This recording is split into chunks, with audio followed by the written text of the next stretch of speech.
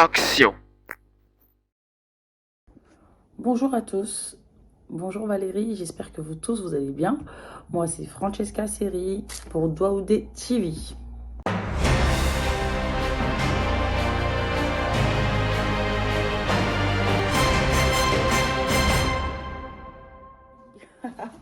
Alors, je suis d'abord dans la restauration de par mon métier depuis quand même l'âge de 19 ans. Ça veut dire que ça fait 13 ans maintenant que je fais ce métier. Et en dehors de ça, à côté, j'œuvre pour la culture ivoirienne en diaspora depuis maintenant 5 ans. Et à côté de ça aussi, je me suis lancée en tant que wedding planner suite à mon émission, enfin l'émission à laquelle que j'ai participé, 4 mariages pour une lune de miel. Donc j'organise aussi des mariages.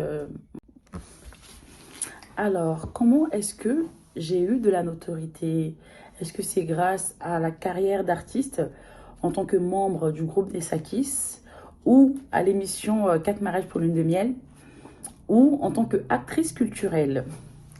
D'abord, avant de m'exprimer, je tenais déjà à remercier Valérie Douaoudé qui me permet de pouvoir m'exprimer sur la chaîne Douaoudé TV. Que Dieu bénisse ton émission et qu'il fasse en sorte qu'elle puisse prospérer. Allez encore de l'avant. Déjà, pour commencer, je dirais plutôt que j'ai gagné légèrement en autorité en tant qu'actrice culturelle. Parce qu'on a quand même le Zouglou Before depuis 2017 à Paris. Et c'est par la suite que j'ai su qu'il y a des personnes qui me connaissaient en tant que membre du groupe des Sakis. Et c'est vrai que l'émission 4 mariages pour une lune de miel m'a aussi apporté un plus auprès des personnes qui ne me connaissaient pas culturellement. Bon, voilà.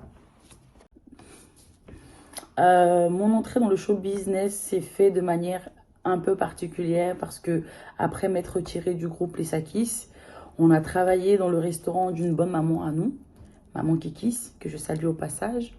Et vu qu'elle devait rentrer sur le pays pour d'autres projets personnels, on s'est dit, pourquoi pas ne pas organiser des soirées, parce qu'on ne pouvait pas rester comme ça dans la continuité. On voulait voir qu'est-ce qu'on pouvait faire en fait. Et de là, on a été conseillé par un très bon grand frère à nous, qui nous a donné des conseils, même pour le nom de notre espace aujourd'hui, le Bifort. Et voilà, ça s'est fait tout simplement. Et puis, s'il y a la possibilité que les choses s'arrangent, tant mieux.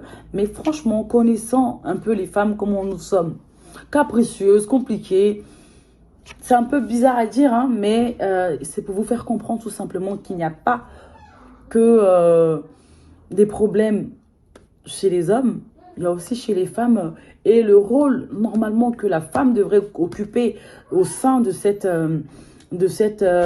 promotion culturelle africaine en diaspora, c'est dommage. C'est dommage, mais on n'arrive pas à trouver le juste milieu tout simplement. Voilà. Je ne, je dirais pas que on a... Bon, j'appellerais pas ça une situation de rap. Bon, aujourd'hui, je sais pas comment vous allez l'interpréter, mais moi, ça me fait beaucoup rire. Et ça fait partie aussi de nos expériences qui m'a beaucoup marqué jusqu'au jour d'aujourd'hui.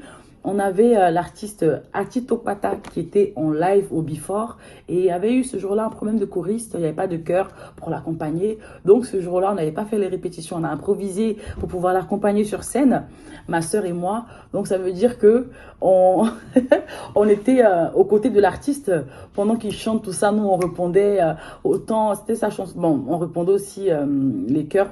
Il nous apprenait en même temps sur scène puisqu'il n'y avait pas de chœur comme je vous l'ai dit. Et on apprenait en fait les chœurs en même temps. Et pendant qu'on apprenait, ma soeur et moi, on est en train de faire signe aux serveuses là. Pour dire, lui, il n'a pas été servi. Va servir l'autre, telle personne. Et en fait, j'ai un de mes clients, un petit chéri que j'aime beaucoup, qui a fini de manger son plat en fait. Donc, il finit de manger, il me tend son assiette. Pendant que moi, j'ai le micro en train de répondre, mais je suis dans ma superbe vie de choriste, tout ça. Et je lui dis, mais attends, de mettre assiette sur ma tête ou bien. On a commencé à rigoler, même lui, on était mort de rire.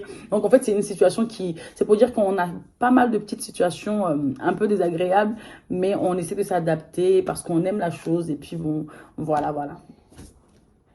Est-ce qu'il y a une association pour les femmes du showbiz en diaspora? Non, pas à ma connaissance. Je sais que je suis membre, ma soeur et moi, nous sommes membres de l'association Le Moder, qui est gérée par le président d'Ekis, que je salue au passage, et la grande sœur Ayame. Non, l'association Moderne déjà s'occupe pas mal des artistes en diaspora et toutes sortes d'événements aussi sur place. Mais à part cette association-là, je ne sais pas s'il y en a une autre concernant les femmes du showbiz. Je ne pense pas. En tout cas, s'il y en a une, je ne suis pas au courant et j'y suis pas en tout cas. Alors, mon projet pour l'année 2022 se fera du côté de la Côte d'Ivoire. Si Dieu me le permet, j'aimerais bien essayer de développer, creuser une petite idée que j'ai déjà, essayer de voir comment faire pour m'installer tranquillement au niveau de la Côte d'Ivoire, qui est un très beau pays où je pense qu'il y a pas mal d'opportunités et pourquoi pas essayer d'en saisir une. Donc voilà. Pour les femmes, mon message pour les femmes du showbiz, bah, c'est de leur souhaiter bon courage. C'est un milieu qui n'est pas facile, c'est un milieu qui est très très très difficile, mais sans le courage, on ne peut pas y arriver. Donc vraiment bon courage à toutes les femmes et que Dieu nous aide aussi à aller de l'avant. Maintenant, j'ai plus particulièrement un message parce que j'ai pas mal de jeunes sœurs qui m'écrivent sur mes réseaux pour me demander comment on fait ou quoi que ce soit, quels conseils je pourrais leur donner. Croyez-nous, ça n'a pas été facile aussi d'être à ce poste-là. Ça n'a pas été facile aussi il y a 5 ans parce que quand tu veux mettre un projet en place, il faut d'abord un financement. Faut d'abord, il y a pas mal tu vas écouter pas mal de conseils et la plupart du temps, on reçoit pas mal de conseils négatifs que d'encouragement. Au lieu de t'encourager pour que tu puisses essayer, si tu ne sais pas, tu peux pas savoir. Donc réellement, moi je veux vous donner la force aujourd'hui. Je veux réellement vous booster parce que c'est pas facile. Les gens vous disent mais et si quand tu commences un truc où il y a trop de questions, tu vas finir par te décourager. Moi, par exemple, je n'aime pas la tomate. Mais comment je sais que je n'aime pas la tomate? Bah parce que je l'ai goûtée, en fait. Et je sais que je ne l'aime pas. Donc, c'est pour dire tout simplement que tant que tu n'as pas essayé une idée qui te trotte dans la tête, tu te dis, j'ai envie de faire ça. Tant que tu n'as pas mis un peu de courage pour te pousser, tu ne vas jamais le faire. Parce que je me souviens quand on commençait le before, il y avait, je me rappelle ma soeur qui me disait, mais comment on va faire? On n'a pas d'argent. Mais en fait, il faut essayer. Donc, si ça peut vous booster, nous, quand on a commencé le Before, la première salle dans laquelle est-ce qu'on a organisé le Before, c'était l'une des salles où j'organisais des concours de beauté à l'époque, aux années de 2015, 2016. J'organisais Miss Generous France.